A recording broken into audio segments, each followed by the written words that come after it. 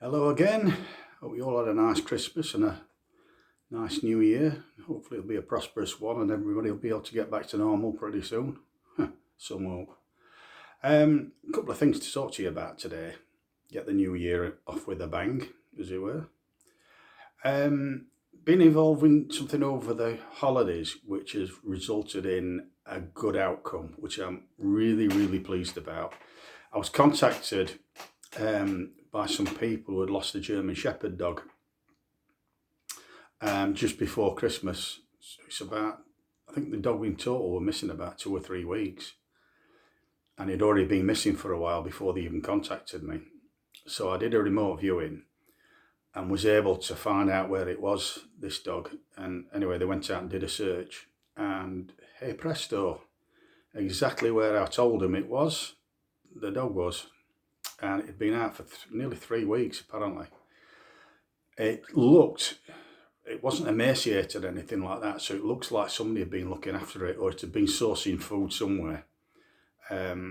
Although a German Shepherd, to be honest, wouldn't have any difficulty even in winter time surviving outside as long as it's got access to food and water. Some dogs would be struggling because they're cold, but a German Shepherd, they've got a very thick coat. Well, they've got 2 coats actually because they're used to that type of weather. But this dog didn't apparently show any signs of wear and tear. It didn't seem to be emaciated or anything like that. So it had obviously got access to some food from somewhere. So they don't know if somebody's been kind of putting food out for it or looking after it or what. But good thing was, that I managed to track it down exactly, and it was exactly where I told them, within a few yards. It had been kind of skulking out in a wood and near to, not far away from it, where it went missing. Which kind of begs the question as to why it didn't go home, because you'd have thought it had found its way home, but apparently not. Anyway, it was very, very close to where I told them, and once I told them where it was, the search lasted less than an hour, apparently. They got a few people out, friends and relatives and whatever, and searched for this dog and found it. So that's a really good outcome, because obviously when a dog's been missing for 3 weeks, really, particularly in the winter time, unless somebody's taken it in and not reported it or something like that, or it's found some kind of shelter and food somewhere, you've got to be very, very worried about what's happened to it. But in this case, luckily, managed to find it. So that's good news. On the remote viewing front, about a month ago, I'm laughing because this is just typical what goes on when you're involved in remote viewing and stuff. The clandestine world of remote viewing. Just before Christmas, about three or 4 weeks before Christmas, I was contacted by a mysterious phone call.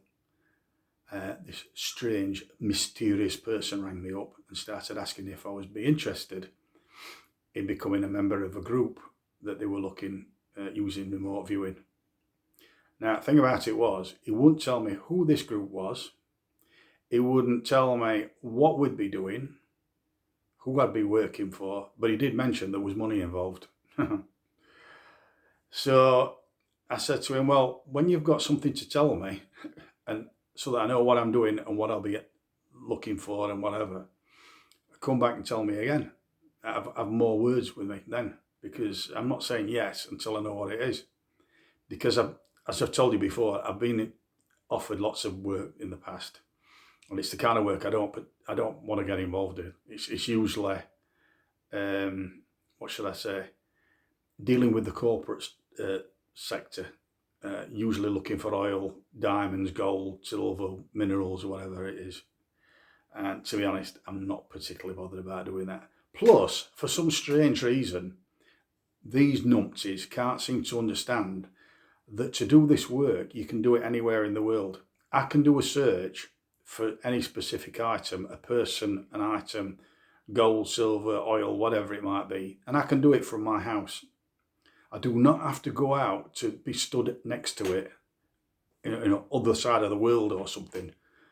But when you explain this to these people, they don't seem to be able to grasp the reality of what we're talking about. I mean, funny enough, I once did some remote viewing from targets on the moon, which is another another story. Shan't be doing it again. And there's something up there, you know. Have you ever seen that sign outside houses that say "to let"? And then somebody puts a sign on it saying "let."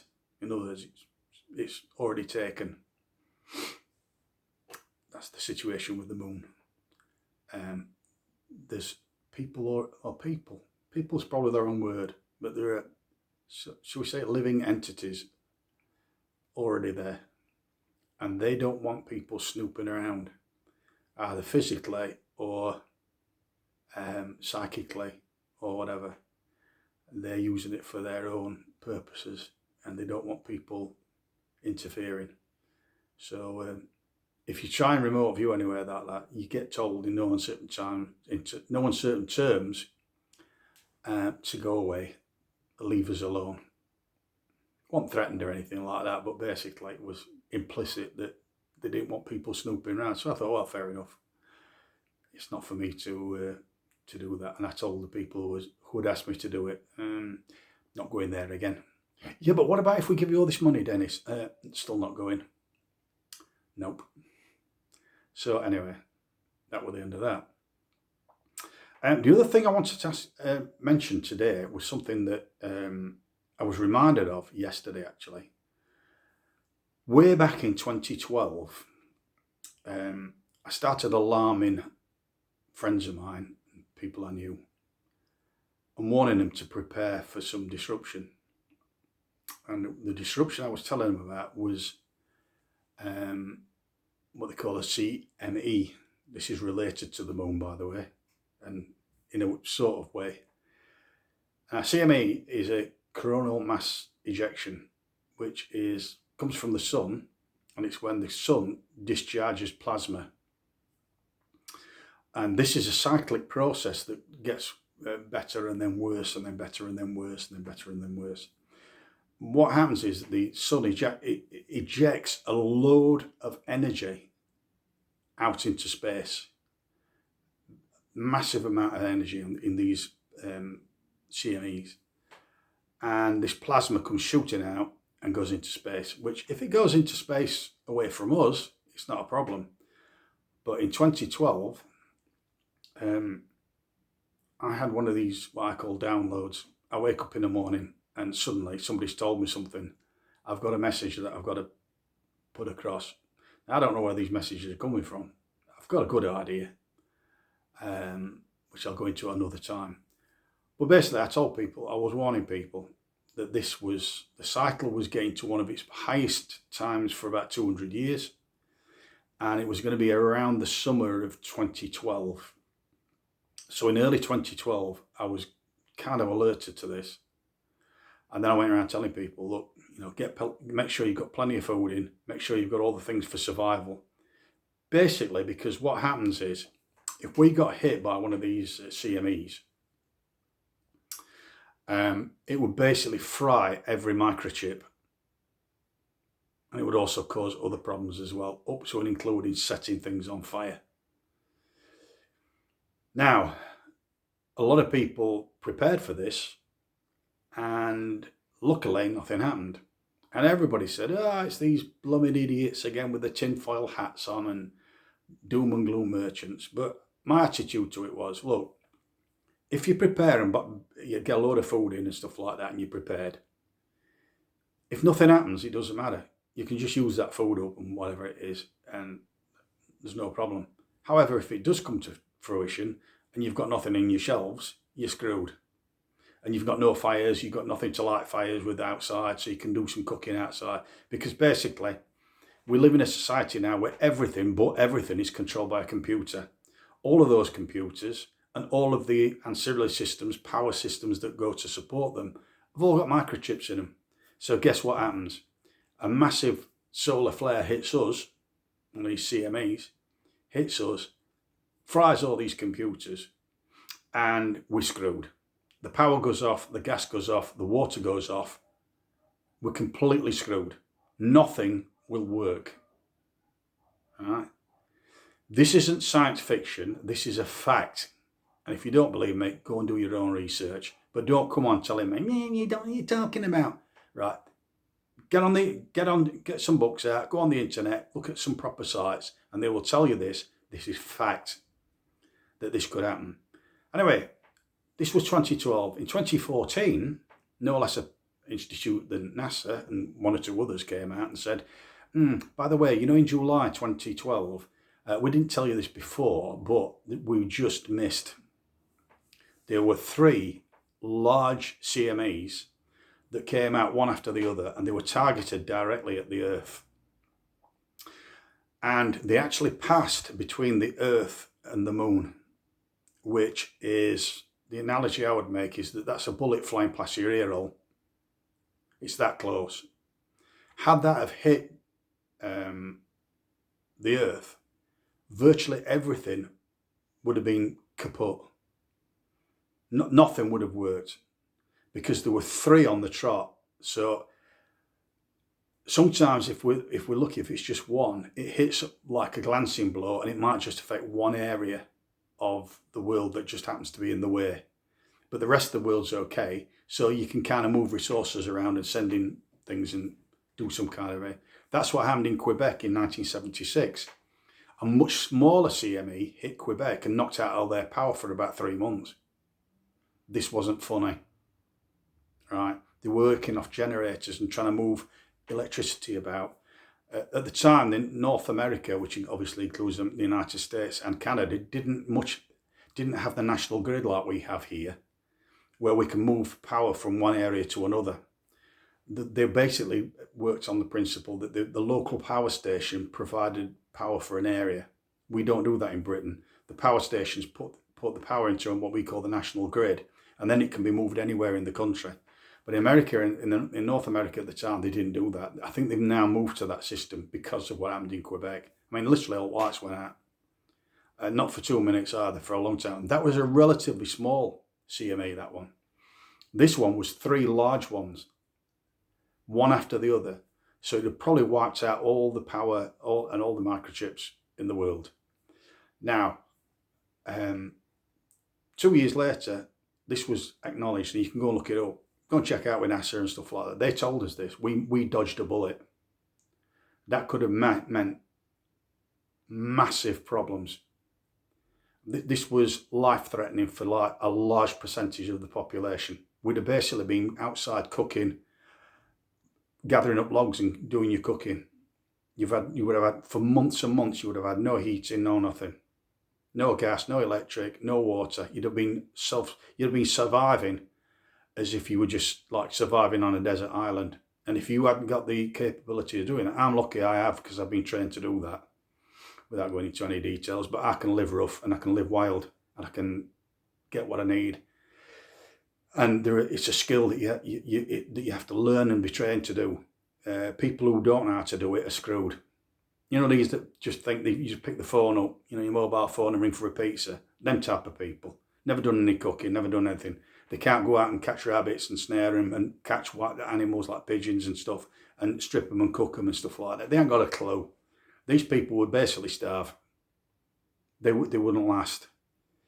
We could have been looking at almost to an extinction with this. There would have been a few people who could literally cope on their own, who would survive, but the majority of the people would have been in big trouble, very big trouble, if this had hit. Now then, the interesting thing was that these things were right on course to hit us, smack on, hit the Earth smack on. And then at the last minute, they suddenly changed trajectory and just missed us.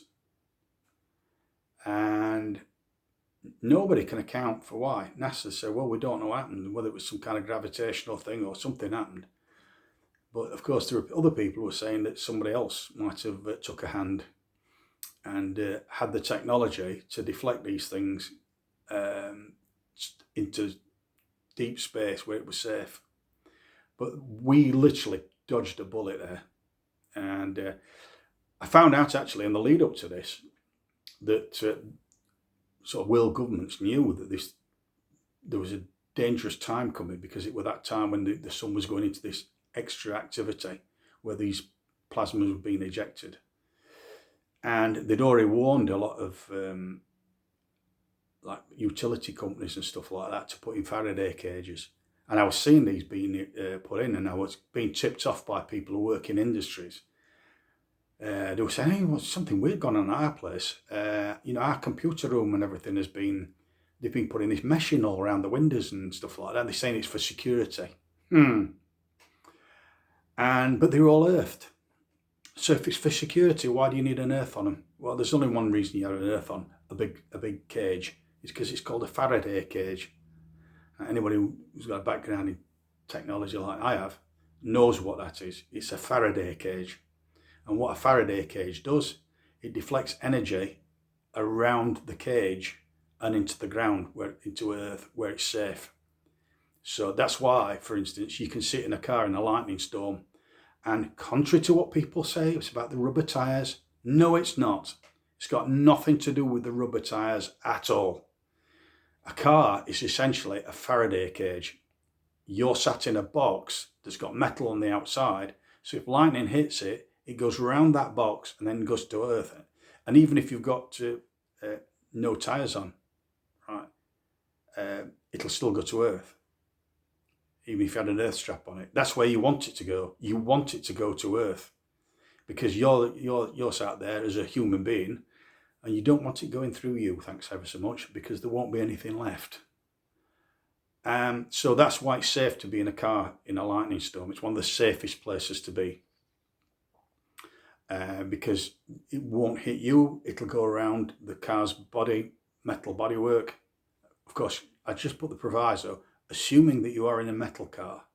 If your car's a glass fibre or some other non-conductive material, you're not in a Faraday cage, so you've got a problem. But if you're in a metal car, it's nothing to do with the rubber tyres, it's to do with the fact that you're in a Faraday cage, which will deflect the energy around you. And that's why if you want to see, there's lots of photographs of Mr. Tesla using Faraday cages with all massive amounts of sparks flying all around him, and he's sat there reading his newspaper inside. And there are a number of magicians who use this as well to this day, and still mystify people. Now, I heard that a lot of utility companies had been told by the government to put these cages in place, and they had done in preparation for this. How much protection it would have given us is debatable, because we're into new territory for this. Because the last time it happened was in Victorian times, and at the time the Victorians weren't noted for having a lot of electricity or having microchips. So they just saw a few lights in the sky, and the sky was glowing red, like the aurora borealis, the northern lights and the southern lights, and aurora australis in the southern lights get the same thing, where you see this sort of green thing, and you can see this strange anomalies at night. You see all the skies lighting up and everything. Now in Victorian times, this didn't cause any problems at all. It was just a bit of a thing that people used to go out to the park to have a look at, because they weren't using high technology like we are. They carried on more or less as normal. Of course, to us, we're totally dependent on technology, and it's technology which is very, very fragile to what we call EMPs, electromagnetic pulses, or massive surges of magnetic or electrical energy. This is why I'll let you into a little secret that I know about.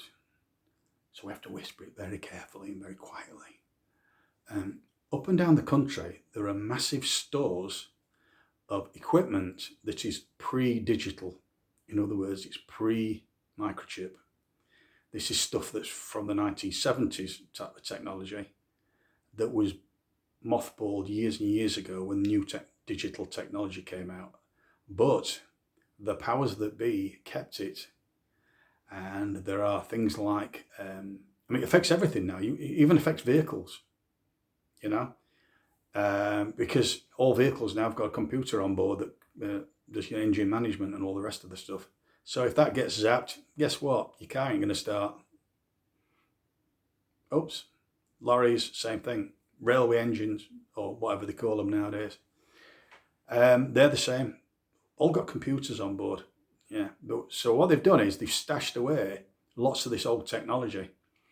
And there are lots of places, underground places, that have got lots of 1970s lorries, trucks to Americans, and other vehicles, lots of 1970s vintage railway engines, and lots of 1970s technology telephone systems, like telephone exchanges. Now, these were originally kept because of dangers of nuclear war. One of the things with nuclear war is it knocks out all your technology, because even if you're a long way away from it, the pulse, the EMP, the electromagnetic pulse, travels through and it zaps all your equipment, microchips and stuff like that, unless they've got protection or unless they're underground. So the powers that be, right from the sort of 80s onwards, when the digital age first started, thought, they knew about this, and they thought, what we better do is stash a load of gear, so that if anything like this happens, we'll at least have some equipment to keep things moving. And that stuff is still there. It's stashed away in old railway tunnels. It's stashed away in all sorts of underground places that were part of the Cold War. Everybody and their father had underground bases in those days. And they're still there, and they're still used for storage. And if you don't believe me, a lot of people younger people have found this difficult to believe. But if you do a little bit of research, you can have a look. There's plenty of YouTube videos of people in these old places that are now museums, and they've opened them up, and you can go around and have a look. And there's all the old 1970s equipment in telephone exchanges, which I was very familiar with because I used to work with it at that time. The old clockwork Strowger systems, for instance, that made all that rattling and noise. You go in a modern telephone exchange and it's absolutely quiet as a church. But in those days, they used to be rattling around because it was all electromechanical in those days. All the selectors and stuff were all electromechanical. Well, they still got all that equipment stashed in various places, so there would be at least some semblance of a network, mainly for military purposes and security and government purposes. It won't be for us, apart from in a third obtuse way. So something moved these, and like I was saying, these CMEs, 3 of them were coming our direction, and it looked like bad news. And then suddenly they were diverted at the last minute and shot past us into space where they couldn't do any harm. And of course, there's a lot of people can sort of the opinion that this was some kind of other intelligence that was looking after our interests, which presumably is looking after their interests as well, because obviously their history is tied up in ours, or ours is tied up in theirs, whichever way you want to look at it. So that was an interesting thing. As I say, these underground places are still there. Most countries have got them. I've been around some of them. There you go. Not open to the public, you understand, but I've been around them by special invitation. So I just thought I'd have a little chat to you about that, because it's something that's been forgotten about now, that we could have had the biggest problem mankind has known. And that's, don't be under no illusions what could have happened if we'd have been hit by those 3 CMEs. We could have been looking at a large percentage of the population would have died. And it wouldn't have been instant.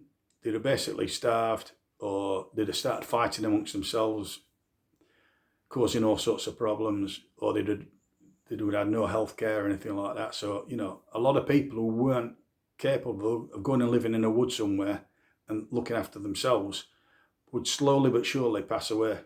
They would use the food that they'd stashed away and what was available, and assuming that the authorities couldn't do anything, because what they'll do, of course, is prioritise themselves, and then if there's any left over at some point in the future, they would start doing. By that time, most people have already died. So if you're thinking that the government are suddenly going to come to your rescue, don't, because what they'll do is they'll look after themselves first. They'll disappear into their underground bunkers, which they've still got, where they've got masses of food and stuff, so that they can survive. And basically their attitude to the rest of us is screw you. Right? They're not interested in us. as far as they're concerned, you can fend for yourself, and it'd be like Armageddon. I can tell you now, if that had happened, it'd been like Mad Max. There'd have been gangs going around taking food and stuff like that. If anybody was got anything, so the only way to survive would be to pack your gear, go out into the middle of nowhere where there's nobody about, hide out, live rough, build a shelter yourself, but it's got to be a shelter that other people can't see. So you're very covert, in other words, which is not going to be comfortable. So if you think it's going to be like Robinson Crusoe and you're going to be out, you know, and it's going to be all summer's day and everything, and there's going to be plenty of food and stuff like that, well, think again. Because if you build something like that, it won't be long before there's a gang of idiots coming around taking all your stuff. Because that's what would happen. Believe you me, when people get hungry, any civilization goes out the window. Believe me.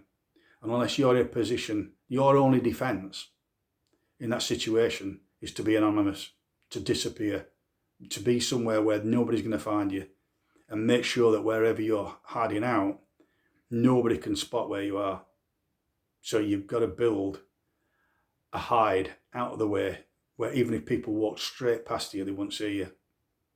And you're going to be pretty much laid up during the day, because you don't want to be coming out, because then people can track you back to where you're hiding, where all your food is and all your resources are. So you'd have to be going out at night only and catching all your food and stuff like that out in the way. Not nice. And a lot of people, vast majority, I'd say 99% of people can't do that. They won't have a clue how difficult it is to live. And of course, it's a lot harder in winter time. It's not so bad in summer because there's plenty of fauna about and plenty of flora that you can eat if you know what to eat, so you don't poison yourself. And you've got to have that knowledge, and you've also got to have the mental toughness to deal with it. You think it's easy. Believe me, it isn't. If you think that it's like Robinson Crusoe and you just go out fishing and catch a fish and it's all very nice, like it is in your films, no. No, you will be good, unless you're very, very psychologically prepared, trained, and tough. You're going to fall apart in no time, and you just get to a point where you just give up and just crawl away and die, basically. So that's what we dodged, and it's only in 2012 that happened, July 2012. Nothing was said about it at the time because they didn't want people panicking. But 2 years later, they came out and said, yeah, this is what's happened. And don't take my word for it. Go and do your research. Check with NASA. They'll tell you that this happened, and it came between us and the moon. These three things, 3 CMEs. And it's like a bullet whistling past your ear hole. That's how close it was to total disaster. If you want to know how prepared I was, I'd not only got a cache of food here in tins and stuff like that was ready packed so that I could buzz out straight away. I could literally stick my rucksack on and off. Right? And I've got an air rifle as well, which is lawful legal in the United Kingdom. Nothing else is unless you've got a permit, which they don't give to anybody else. I'd got that, and I'd got a place already planned out where I was going. I'd recce'd it out already for a number of reasons, which I won't go into. And I'd got this prepared, and I'd got an action plan ready, and I'd got my kit packed, ready to go. So when it happened, I could literally just get my pack on, take my dog, and anybody else who wants to come with me, who I thought was up to it, and I was ready to go.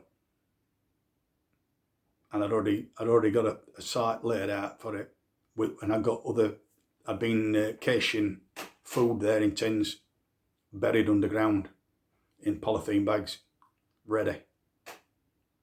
So that I'd have at least some food for the first few weeks just to get me going until things settled a bit into a pattern. Of course, the sad thing is I hate to say it, but it's true.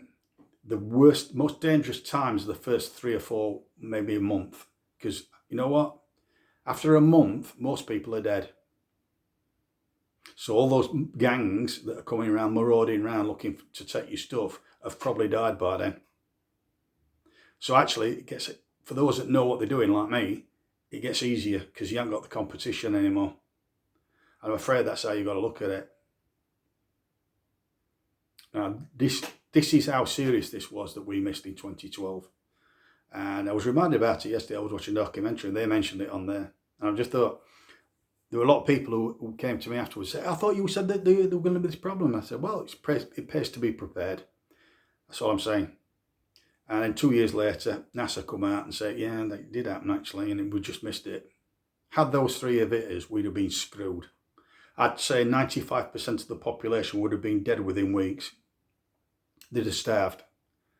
And if you want one of the privileged few who'd got access to an underground shelter full of food, and you got armed guards on the gates and stuff like that, you'd be screwed.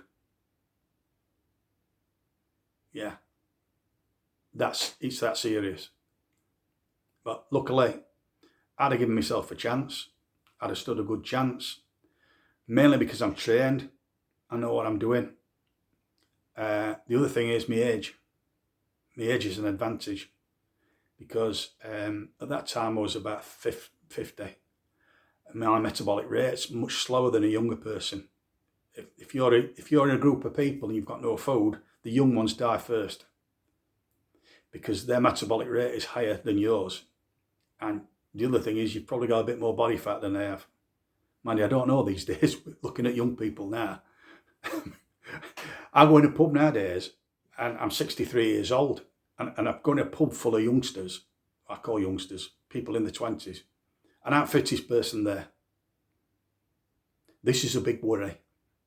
This should be a major worry for society, that a 63-year-old man is the fittest person in a pub full of young people. Ooh.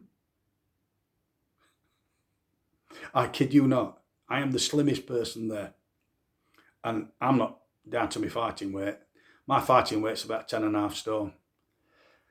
That is about 150 pounds for you Americans. It's actually 147. That's my fighting weight. If I really get fit, I'm normally about, I go between about 10.5 and 11 stone. That's 140, 154 pounds for you Americans. So I keep myself fit. I do a lot of walking. I do a lot of other things as well to keep fit.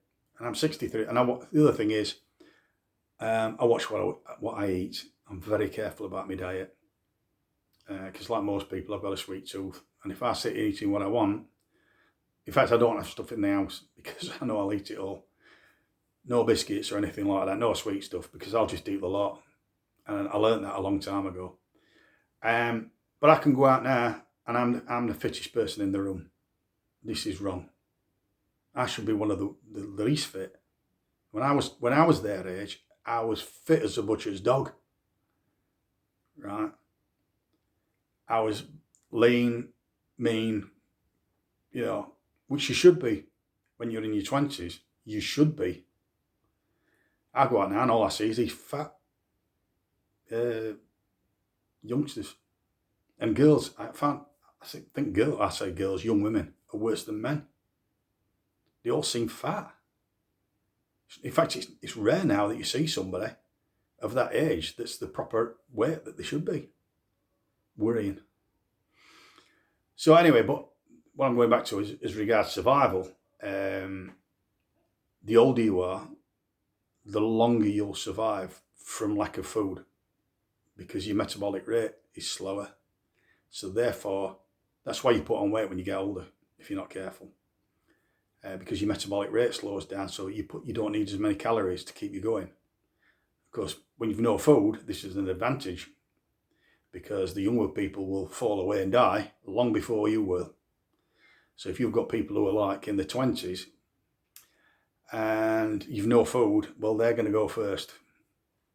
And also psychologically they'll cave in as well. Young people always do. They act tough and they act big and they act clever and stuff like that. Yeah, they do. Whether they can pick the phone up and ring a pizza and get everything's there for them. They're very full of themselves and stuff. Believe me, when the old stuff hits the fan, they will very, very quickly fall to pieces psychologically. I can tell you that without a shadow of a doubt. And the other thing is, of course, they've lived in a world where everything is digital. You know, people my age, when I was at school, if you wanted to work something out, you had to do it manually with a pencil, right? You didn't just get a calculator or a computer to do it. You had to do everything manually. And we're used to using that old style technology. We're used to being in a situation where you haven't got all these modern conveniences.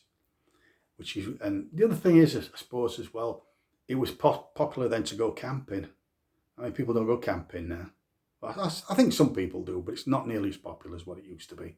People like to be in a 5-star hotel, 4-star hotel, with a bar and everything, you know, room service. They don't want to rough it, you know, because they're a little bit delicate now, aren't they? A little bit delicate, and if everything isn't just so, they just cave in completely. Well, I'm afraid that's what would happen in that situation, and they wouldn't last very long. They don't have the skills. They don't know how to hunt food. They don't know how to prepare food that you've caught yourself. They wouldn't have a clue. So unless they could latch on to somebody like some old fogey like me who can show them how to do it, they're not going to be eating. You know? So that's the thing. But we were that close. And like I said, don't take my word for it. Go and do your research, and you'll find out that that is the truth. And no less, people like NASA and other astronomical people were telling us that this is the thing. And there's another, these things go around in cycles, so there'll be another one sooner or later. So possibly they were a bit more prepared now because they had this near miss. And we're not going to get another big one for probably another couple of 100 years, so I'm not going to be bothered about that. And possibly by that time we'll be using different technology and it won't affect us. I don't know. But that happened 11 years ago now. Well, nearly 10 years ago. Nearly 10 years ago that happened. And we were looking at mass extinction. Not all at once. It had been a fairly slow process. But it could have led to a lot of the world's population, particularly in the Western world. I mean, people who live in the desert and jungles and stuff like that, once it affected them, they just carried on as normal because they're used to getting by as, you know, without all the modern conveniences. But the Westerners, these rather overweight, pampered Westerners, would have been screwed, to be quite honest. Apart from the few people who have had some kind of training in it, or at least had some maybe even camping experience, where they've gone out and they've trapped stuff and trapped their own food and prepared their own food and lived off the land, if you like. But the majority of people would have been well and truly stuffed, and they'd probably last only between 1 month and 2 months before they succumbed. You know, they just lie down somewhere and all over. So that's one of my things, you see. Actually, I think everybody should be prepared for this. They should teach this at school. How to look after yourself if there's no things, even things like gardening, how to grow your own food. It's a life skill they should be teaching at school.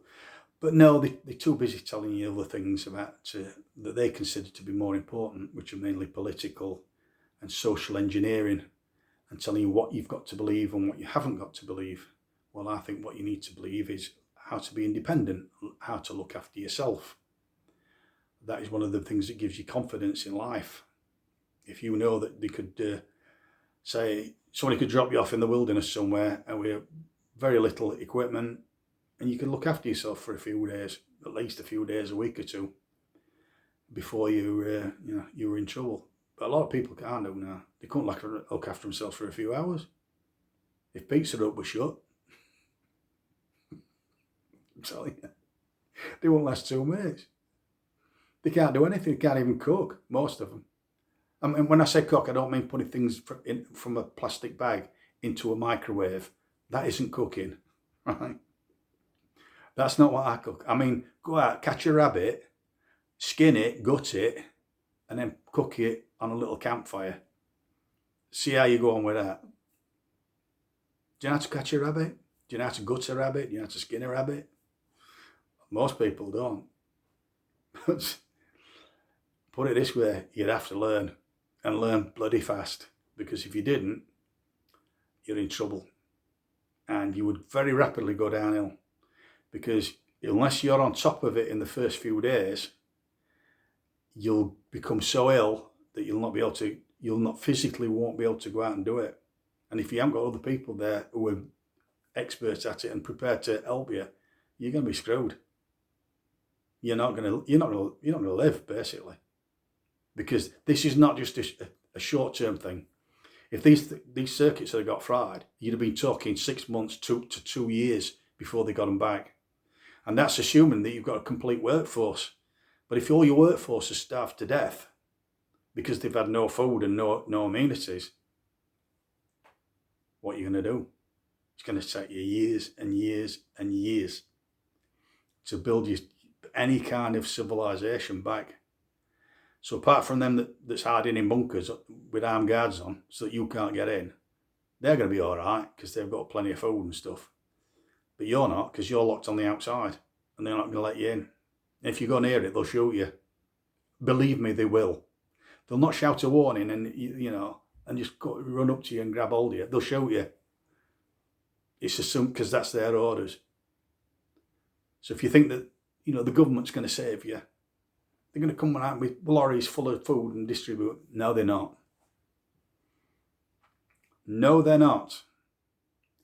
They're going to disappear into their bunkers, shut the door, lock it, leave the guards on the outside, and they've got guards on the inside as well, and screw you.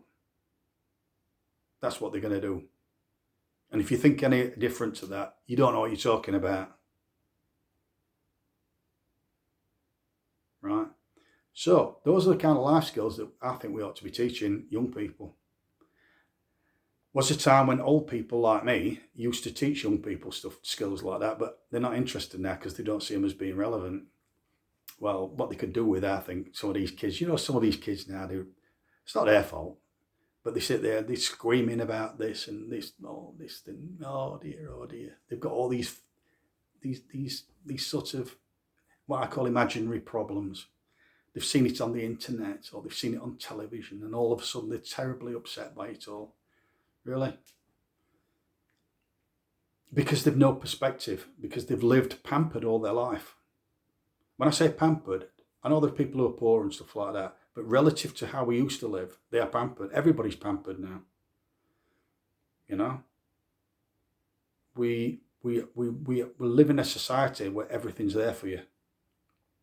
There's a shop just around the corner and it's open 7 days a week.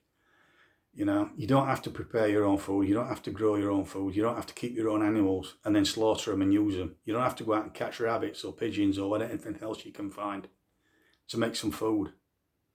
Well, I think it would do some of these kids good to live like that for a bit, and then they perhaps appreciate some life skills. And they those things that they're taking antidepressants for because they're so concerned about it. They perhaps won't be so bothered, and they get some perspective in their life. All this stuff that they're ramming down their throats in schools and universities, all this political way of thinking, this politics that they've got, and this way of thinking, which is basically you have to believe what we tell you, and there is no other debate you can't debate it. There's no other opinion that's valid. It's either this opinion or none, that kind of thing. Well, a lot of young people now are completely unprepared for anything like this. If there was some major disaster, they'd be absolutely screwed. They would not have a clue what to do. They'd just sit around waiting for somebody to come and rescue them. That's what they do, because they've got no skills. They've got no life skills at all. What I call proper life skills, which is basically living rough. Imagine you're on a desert island somewhere. You got washed up on a desert island. You've got to survive. What are you going to do? Or you're in a plane crash. You crash in the middle of a forest somewhere, and there's nobody rescuing you. And you're going to have to live for an undetermined amount of time before you get rescued. And you've very little equipment with you. You've got to build your own shelter. You've got to get your own food. You've got to get your own water. And not in that order. It's actually in the other order, the opposite order. Water's always the first thing you need. Clean water. Because if you haven't got that, you're not going to last long. And stuff like that. Could you actually, how many people could do that?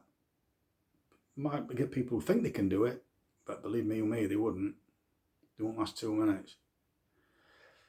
And I think the younger the people are, the more that applies, because you've got a generation of people that's always had technology there. They've grown up with it, which in a way is a good thing because they've got all this technology and they do wonderful things with it. But they've lost those basic skills. If you lost that technology due to some incident, they haven't got the basic old-fashioned skills to be able to survive. And it's a worry to me that. I think we ought to look at that. I would have, compulsory courses in schools for people gardening, show them how to grow vegetables and stuff like that. I really would. I think it's a life skill that everybody needs. And other things like that.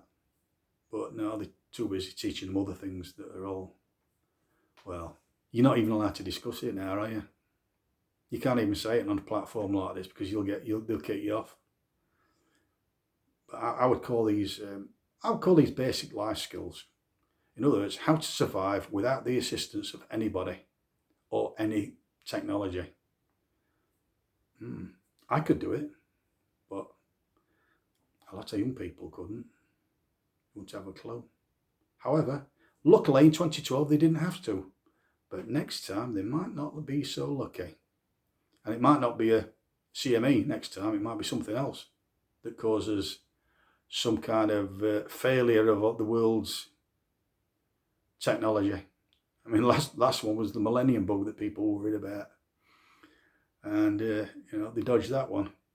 And they dodged certainly the one in 2012, which was more serious than the millennium bug. And that was largely BS, that, to be honest.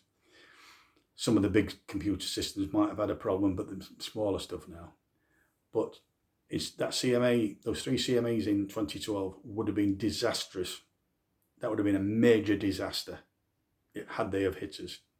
But luckily, somebody helped us out at the last minute. It was a bit like a goalkeeper tipping the ball around, tipping the ball around the post. That's what they did. And it missed us. Didn't go in the net, it missed us. Think on. Anyway, love to you all.